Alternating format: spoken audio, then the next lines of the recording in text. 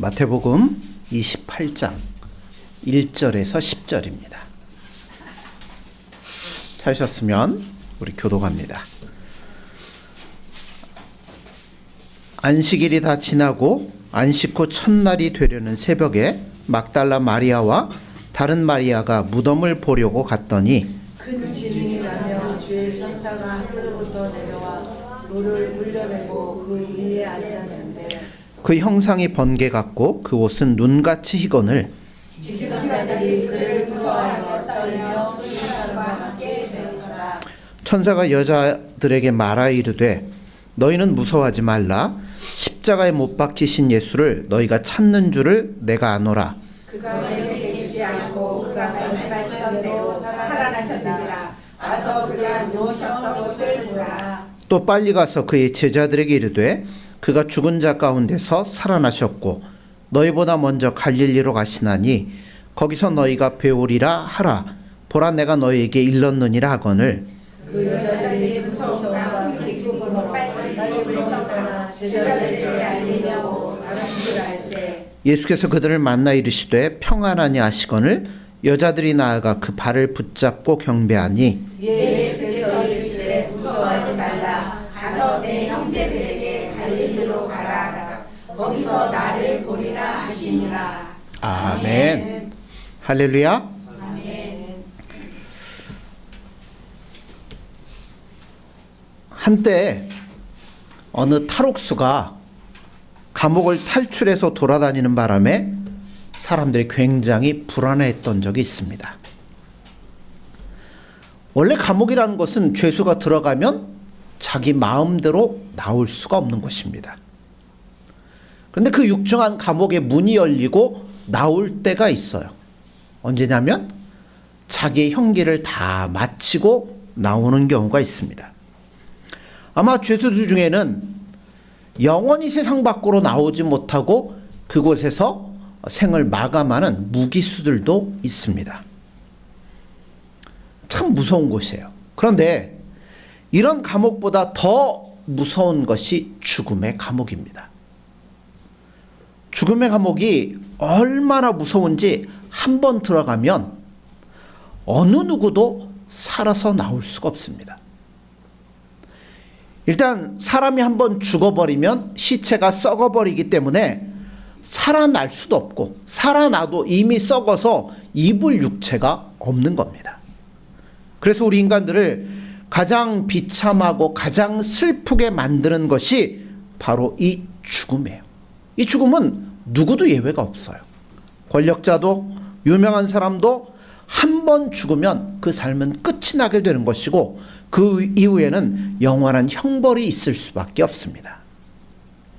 그런데 이 사망은 인정머리가 없어요. 그래가지고 누구라도 예외 없이 다 잡아갑니다. 때론 우리의 부모님을 우리에게서 빼앗아갈 때도 있습니다. 애인을 빼앗아갈 때도 있죠. 자식은 죽으면 어디다 묻는다고 그래요? 가슴에 묻는다고 하는데 하나밖에 없는 귀한 자식을 빼앗아가기도 합니다. 요새 미국 이란 전쟁이 많이 일어나죠. 그 와중에 죽는 사람들도 많이 나오는데 전쟁이라도 터지면 그야말로 무더기로 사망의 세력에 붙들려 가게 됩니다. 그런데 사막의 감옥이 얼마나 철통 같은가 하면 한 번 사망에 붙들린 자 중에서는 다시 살아나온 자가 아무도 없다는 겁니다. 혹시 죽었다가 살아난 사람이 있으면 그 사람은 덜 죽은 사람이지 완전히 죽었다가 사망의 세력을 끊고 살아난 사람은 아무도 없다는 겁니다. 그래서 사도 바울은 사망에 대해서 이렇게 이야기를 합니다. 사망아 너의 승리가 어디 있느냐? 사망아 내가 쏘는 것이 어디 있느냐? 사망은 결국 모든 사람을 굴복시켜서 영원한 죽음의 감옥으로 끌고 들어가는 겁니다. 사망은요 부자도 잡아가고 권력자도 잡아가고 머리가 좋은 사람도 잡아가고 어느 누구도 예외가 없어요. 그런데 그냥 잡아가는 것이 아니라 바울이 뭐라고 그랬어요? 쏜다고 그랬잖아요. 굉장한 고통을 주면서 쏘는 것이 바로 사망이라는 겁니다. 그래서 우리 인간들에게 가장 무서운 것 중에 하나가 뭐냐면 바로 죽음입니다. 사는 것도 힘들지만 죽는 것도 뭐예요? 더 힘들다는 거죠. 그런데 죽기만 하면 다행이게요. 그 이후에 뭐가 있어요? 심각한 것은 그 후에 있는 영원한 지옥의 감옥에 갇힐 수밖에 없다는 거예요. 그런데 오늘 성경 말씀에서 예수님께서 처음으로 그 사망의 감옥의 문을 깨부시고 살아오셨다는 겁니다. 그냥 몰래 이렇게 옛날에 탈출한 사람이 누구였죠? 신창원이었나? 네. 신창원처럼 몰래 나와갖고 막 숨어 다닌 게 아니라 당당하게 옥문을 열고 영광스러운 몸으로 살아오셔서 믿는 자들에게 안부를 전하셨습니다. 오늘 우리는 성경 말씀을 통해서 그래서 예수님의 부활이 어떻게 이루어졌나 하는 것들을 살펴보려고 합니다. 유대인들의 안식일은 언제부터 시작이 되냐면 금요일 저녁부터 시작이 됩니다. 그러니까 예수님 언제 돌아가셔요? 금요일 날 돌아가시잖아요. 오후에 돌아가셨기 때문에 여인들은 예수님이 운명하는 것도 그 자리에서 봤고 그 시신을 장사하는 것도 확인했습니다. 그리고 나서 뭐 했어요? 예수님의 몸에 바를 향유를 구입하기 위해서 부지런히 움직였습니다. 그리고 안식일은 아무도 일을 할 수 없으니까 안식일 날은 가만히 기다렸다가 안식일이 지난 일요일 오전 새벽에 무덤을 찾아갔다가 이상한 광경들을 목격을 하게 됩니다. 자, 1절에 보면 안식일이 다 지나고 안식 후 첫날이 되려는 새벽에 막달라 마리아와 다른 마리아가 무덤을 보려고 갔더니, 자, 우리가 어떤 사람이 죽어서 장사를 지냈으면 일단 그 사람에 관한 모든 절차는 끝이 났어요. 다 장사 전에 묻었어요. 근데 이거 빼놨네?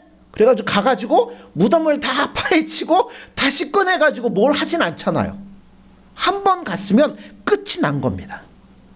그런데 예수님을 따르는 이 여인들은 이미 예수님이 장사를 지냈음에도 불구하고 향품을 준비해가지고 새벽 캄캄할 때 예수님의 무덤을 찾아갔다는 겁니다. 무슨 생각으로 이 여인들이 찾아갔을까요? 향품을 바른다고 해서 예수님이 달라지는 것도 아니고, 또 이미 무덤은 어떻게 됐어요? 네.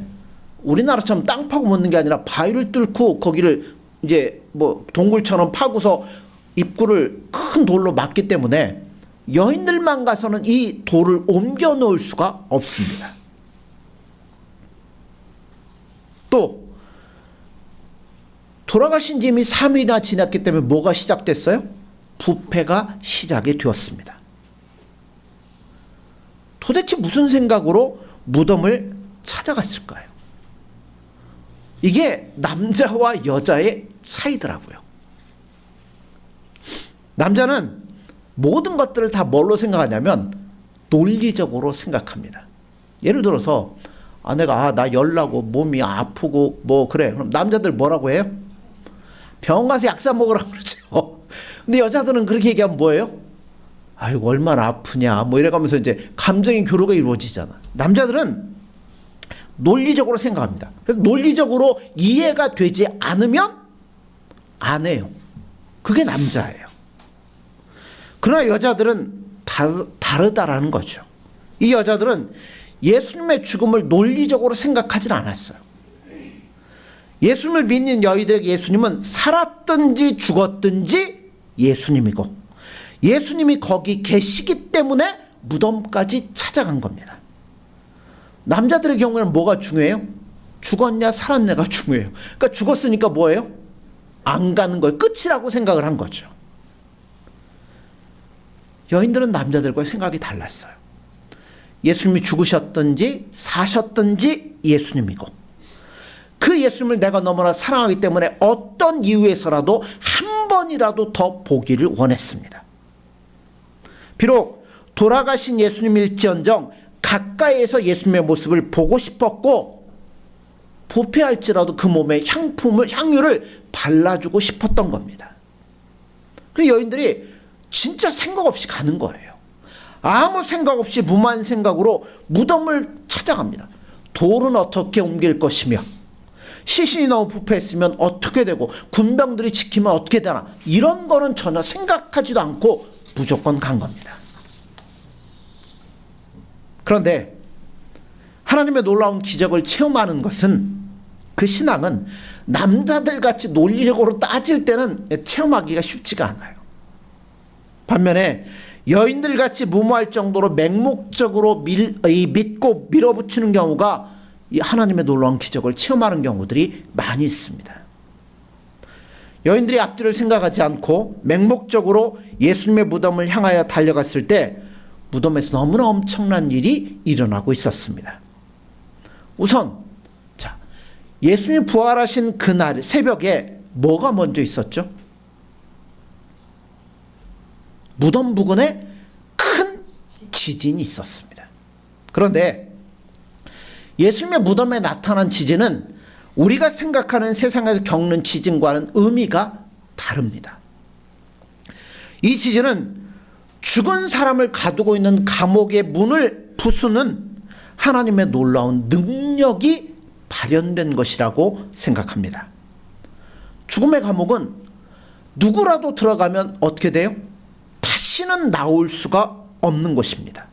그런데 하나님께서 그 큰 권능으로 그 죽음의 감옥을 여셔서 그 안에 계신 하나님의 아들을 살려내신 겁니다.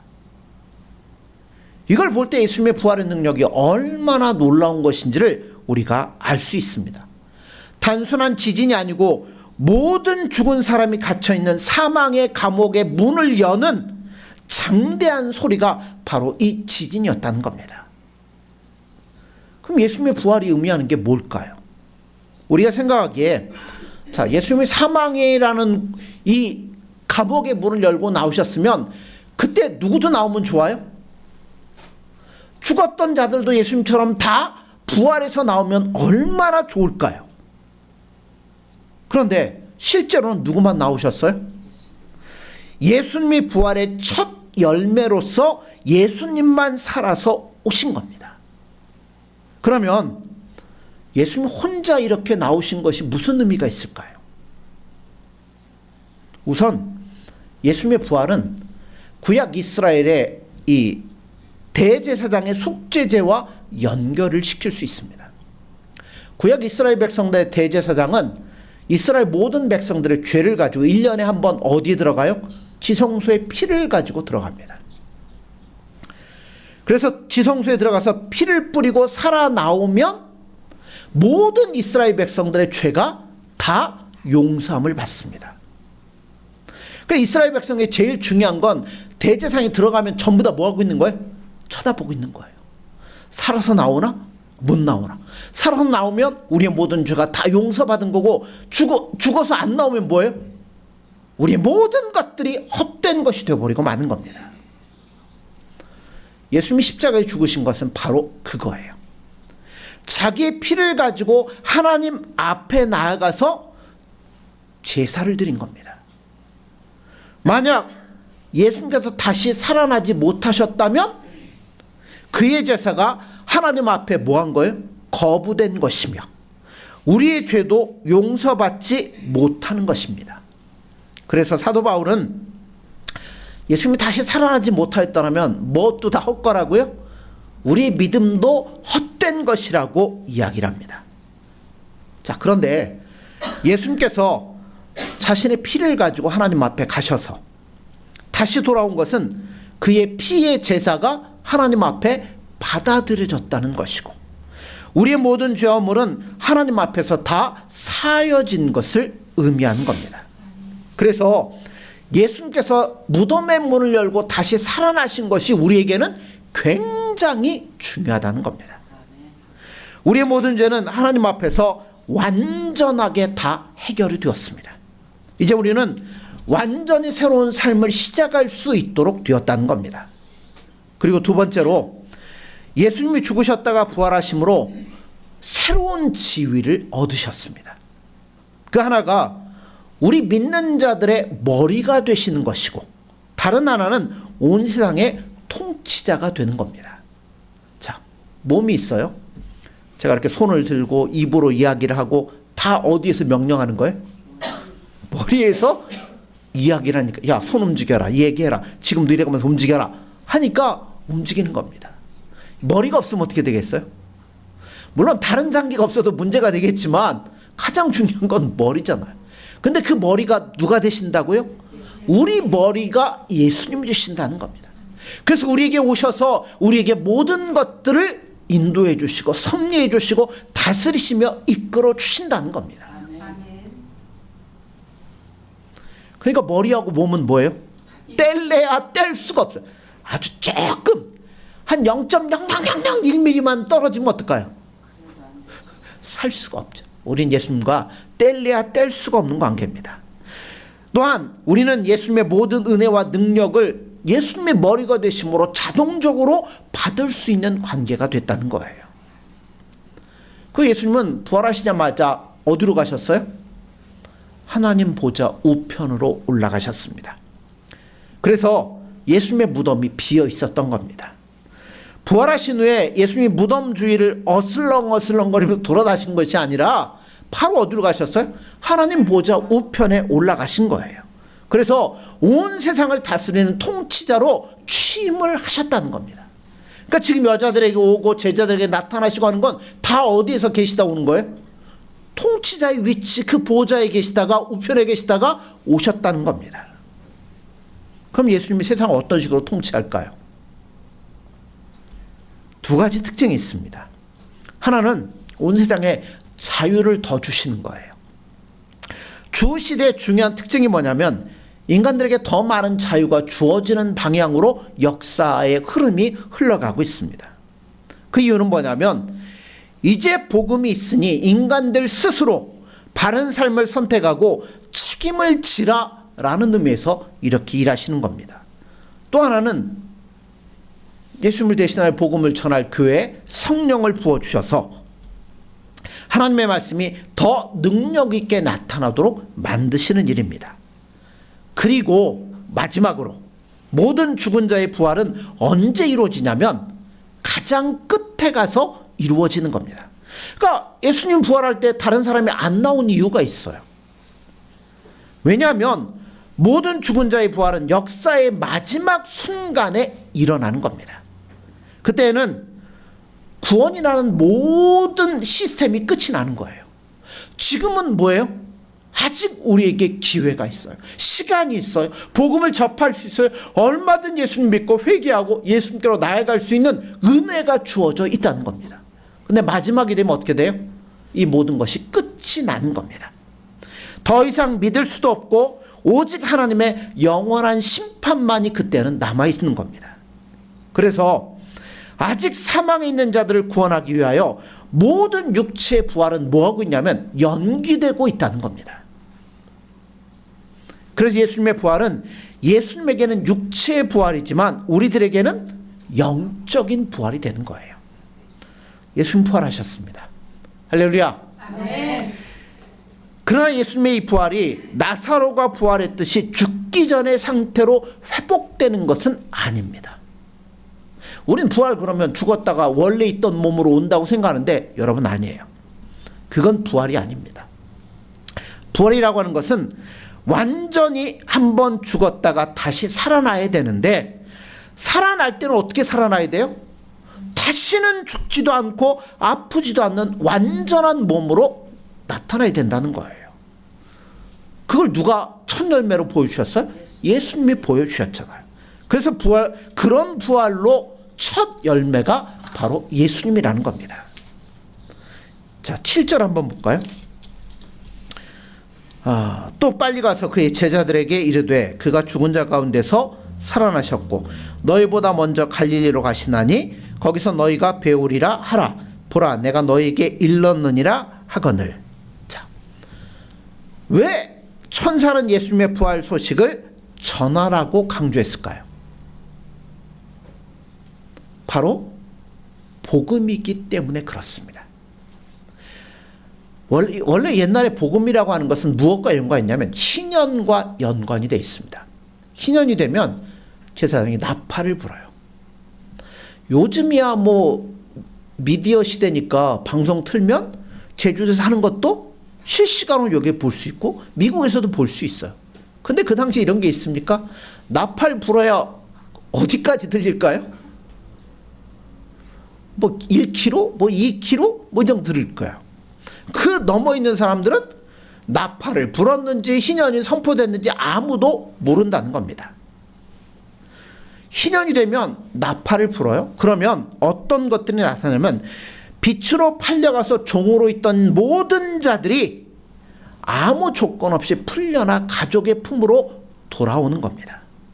자, 그래서 대제사장이 희년의 나팔을 불었다 그 소식을 들으면 내 형이 내 뭐 사랑하는 동생이 내 뭐 가족들이 노예로 끌려갔던 사람들은 종으로 끌려갔던 사람 뭐 하겠어요? 그 소식을 듣고 달려가는 겁니다. 누구에게를? 종으로 팔려갔던 내 형에게 내 자식에게 달려가는 거예요. 그 기쁜 소식을 전하기 위해서 때로는 산을 넘고 물을 건너 강을 건너 그들에게 종으로 붙들려 있는 곳까지 가는 겁니다. 그래서 구약 성경에 보면 복음을 들고 산을 넘는 자들의 발이 아름답다라고 이야기를 합니다. 붙들려 있는 자들이 이것보다 더 기쁜 소식이 어디 있겠어. 그러니 사망의 권세에 붙들려 있는 우리들에게 예수님이 천사들을 통해 이 복음을 전하라고 외치지 않습니까? 할렐루야. 아멘. 예수님 부활하셨습니다. 아멘. 누구든지 예수님 부활하셨다는 소식을 믿으면 그 사람은 죄의 사슬과 억압의 사슬에 풀려나서 복된 새로운 삶을 살아갈 수 있게 됩니다. 예수님이 처음 설교하신 것도 뭐예요? 눈먼 자는 보고 저는 자는 걸으며 억눌린 자가 자유함을 받고 가난한 자에게 복음이 전파된다라고 말씀하셨습니다. 그러면서 이것이 바로 주의 은혜의 해를 전파하는 것이라 말씀합니다. 이 은혜의 해가 바로 뭐예요? 구약으로 얘기하면 희년인 거예요.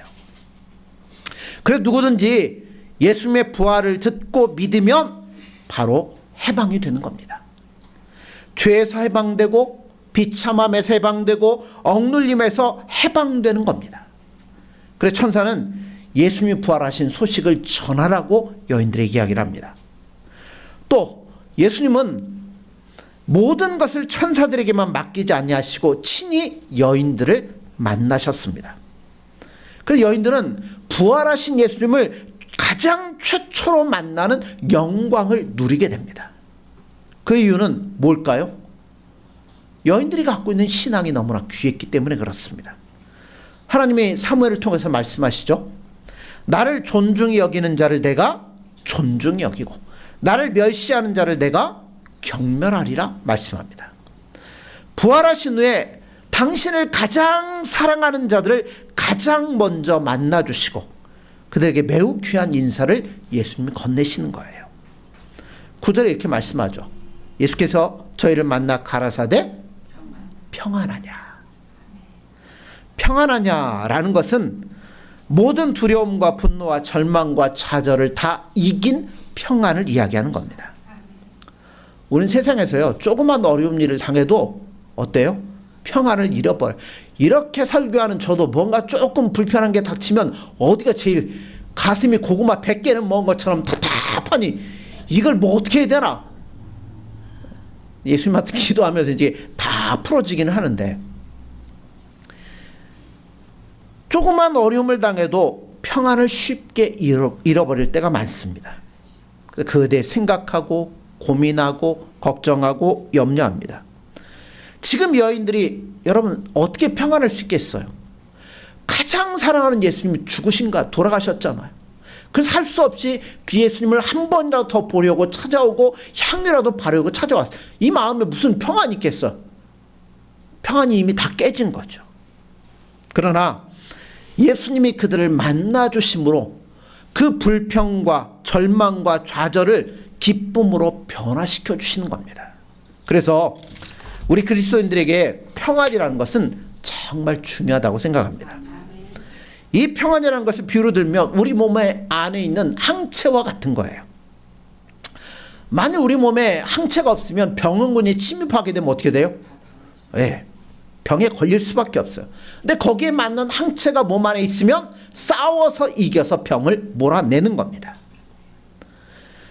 예수님의 평안이라는 것은 마귀가 우리를 놀라게 하고 분노하게 하고 걱정하게 하는 모든 시험들을 예수님의 은혜로 말미암아 다 이기는 겁니다.